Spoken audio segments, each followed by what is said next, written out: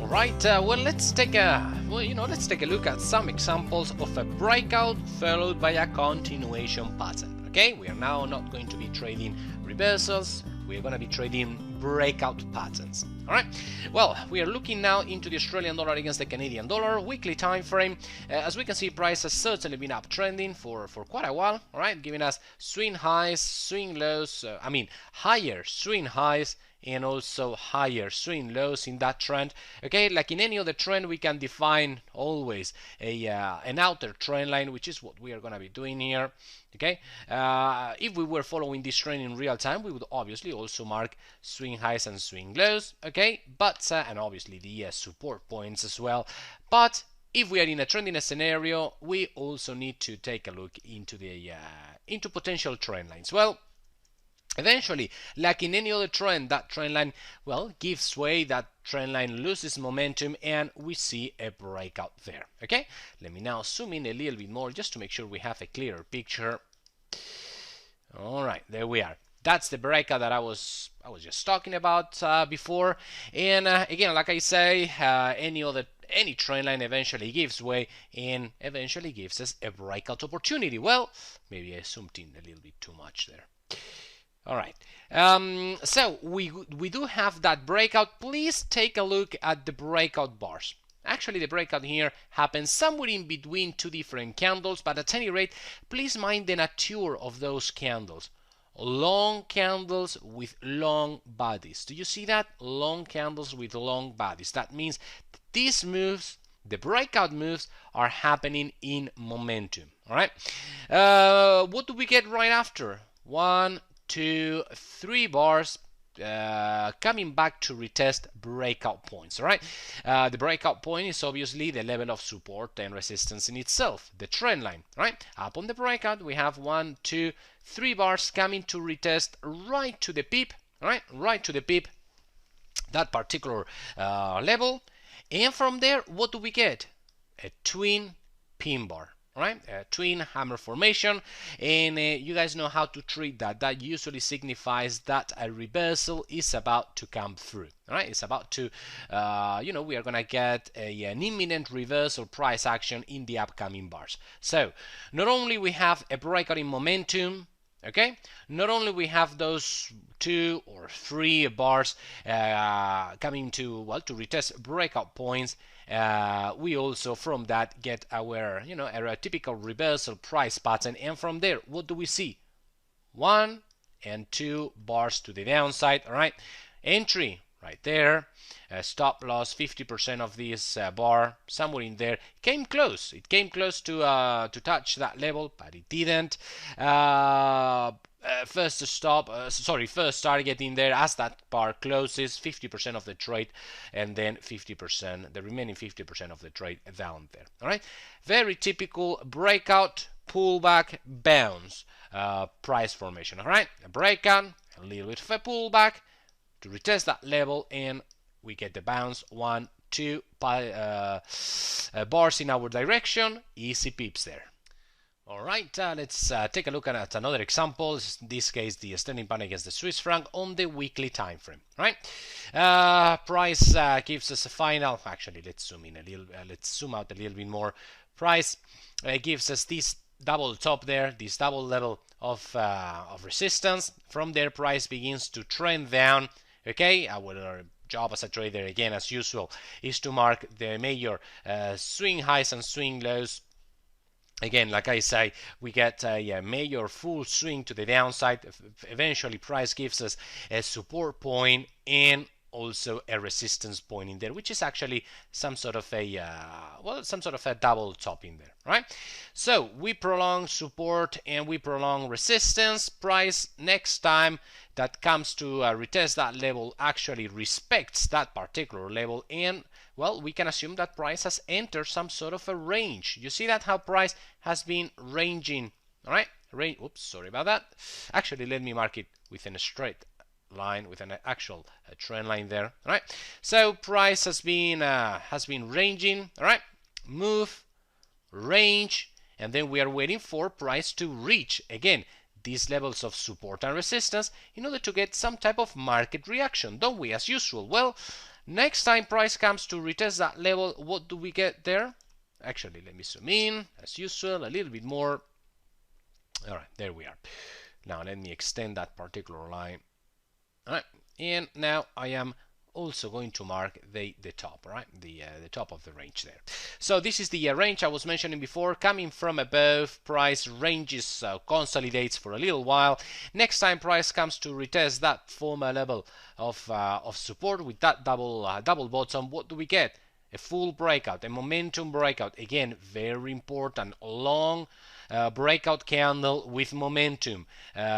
Small wicks both up and down. That signifies that that breakout is happening in momentum, and we should be ready to search for continuation moves.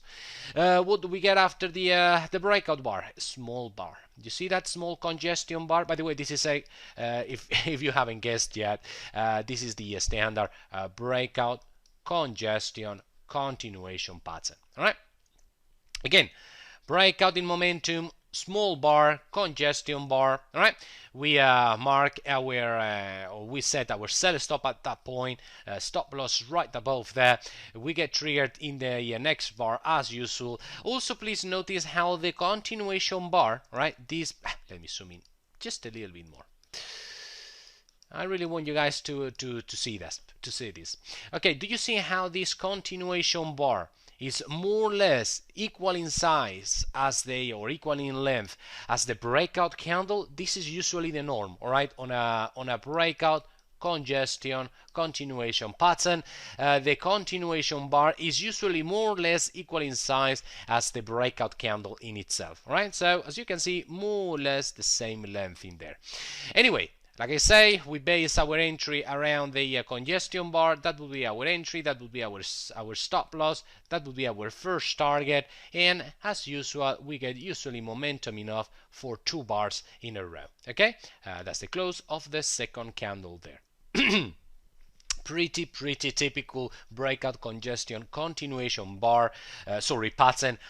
As price breaks free away from a congestion area. Please remember how I was mentioning on the previous presentation, on the previous video, how these type of formations are very typical as price breaks away from congestion areas. My favorite, again, are leaning triangles, or what I call flat bottom triangles. Okay, if these more or less took this shape, that would have been ideal, right? If price more or less was something like this, that would have been ideal. Again, because price builds up pressure up on this particular level, and eventually it gives way in momentum. That's my favorite type of setups. But standard ranges, sideways ranges is still very valid, all right? And as you can see, we can indeed find that breakout congestion continuation pattern again as price breaks free away from that congestion area. All right. All right, let's take a look into the sterling pound against the New Zealand dollar monthly time frame. As you can see on my screen, price has been, well, ranging, zigzagging up and down for quite a while. We can certainly define or easily define the ranges, the boundaries of that range, okay, with multiple resistance points to the upside and also support points to the downside. All right. Anyway, last time price came to retest either of those particular boundaries. I'm talking precisely about that point. Let me mark that with a trend line. Right there. Now let me zoom in a little bit more. See what type of market reaction did we get? Did we get a reversal? No, we didn't. Did we get a breakout? Yes, we did. So we know how to act here. If we get a breakout, did we get a breakout congestion continuation pattern? No, we didn't. We got the breakout, we got the continuation, but we never got any type of congestion or sandwich bar to base our entry around that level, right? So we couldn't take that trade. Did we get a breakout pullback bounce setup? Well, for the time being, not quite. We've gotten the breakout, driving price far away from breakout points. You guys see that? How these two breakout candles, momentum candles, again, momentum, full, long, solid breakout candles. I like to see that. Well, we see how these two candles drove price rather far away from breakout points. And now, well, did we get two or three retracement candles back to breakout points? No, we didn't. Price has stalled at the bottom of this breakout thrust. So basically what we are having is a breakout, and then, well, price simply meandering sideways from that point on. Courses of action here, since we didn't get the entry on the initial breakout, well, I am afraid that the only thing we can do now is to wait for a full swing reversal. Full swing in their search for a reversal formation there. For example, well, a swing back to retest that level, and from there, well, expect to see either a pin bar, right, or a railway track, all right, or, well, you know, outside bars, or any of those patterns that we mentioned on a previous video. But like I say, we didn't get either of the two initial breakout patterns. Now the only thing we can do is to simply wait for a full swing, and from there, reversal, searching for a bounce, for a continuation trade in the direction of the original breakout. All right, let's take a look at another recent example of a breakout and continuation pattern. New Zealand dollar against the Canadian dollar, weekly time frame. As I scroll back just a little bit in time, we can see how price began swinging up, okay, basically giving us the basis for a healthy uptrend, okay, higher swing lows, higher swing highs, you know, and our job as a trader is just to keep on drawing levels of support and resistance as the trend develops, okay, and obviously trend lines as well. Obviously, as price comes to retest those levels, we are going to be searching for our particular patterns. All right, for example, take a look at what's going on there. Breakout, congestion, continuation move. Do you see that, guys? Again, I repeat that. We have a swing high, a resistance point. We draw the horizontal level of support and resistance, breakout, congestion, continuation move. You know, pretty valid trading opportunity. But anyway, let's mark the trend and wait for another breakout. Just let me extend that line, you know, up on the onto the future. Okay, just a little bit more. Yeah, I'm sure you are already seeing with your own eyes what I mean here, okay? So eventually this trend that's been going up for a little bit, for quite a bit, actually, quite a few swings, that's given us a breakout pullback, a breakout congestion continuation opportunity there, eventually comes to retest this level of support, which is that outer trend line in that trend, okay? Do you see from the beginning of the trend linking to that swing point, and well, also that one there? Well, we have the outer trend line for this trend. Price comes to retest that level once again. What do we get? We get a breakout, don't we? So we have, as a breakout, we have three different patterns that we can trade. You've already seen that on a previous video.